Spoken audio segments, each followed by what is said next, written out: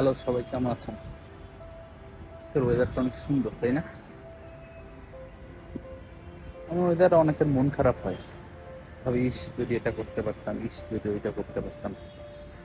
লাইফে একটা undo button আসলে সবাই অনেক বেশি মিস করে। আসলে আনডু বাটনের তো অনেক বেশি দরকার।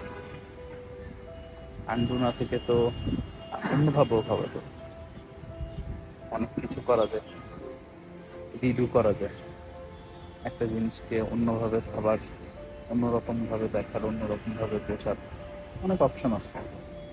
সো এই আনডু বাটনকে মিস না করে লাইফে রিডু কি কি করা যায়, কি কি অপরচুনিটি ক্রিয়েট করা যায়।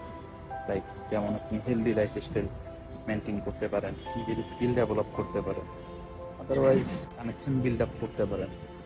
এরকম অনেক কিছু আছে যেগুলি করে আসলে আপনি আনডুকে মিস না করে রিডু অনেক অপশন ক্রিয়েট করতে পারেন।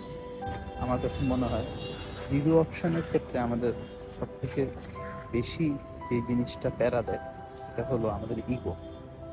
আমি কেন করতে হবে, আমাকে কেন করতে হবে, এতবার কেন করতে হবে।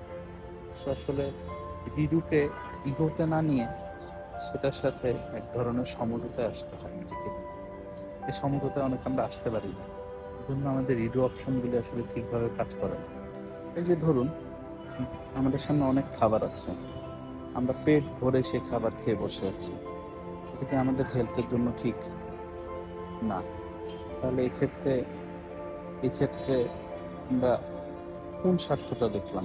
নিজের স্বার্থ দেখলাম নাকি অন্য কিছু? আমরা নিজের ব্যাপারেও আসলে উদাসীন।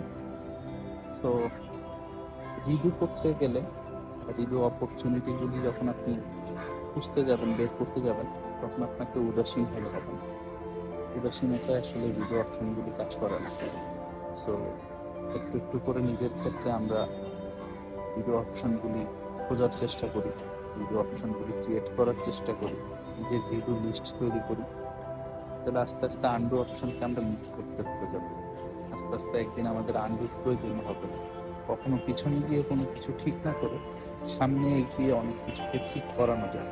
এই জিনিসটা আসলে আমাদেরকে কখনো বোঝানো হয় না।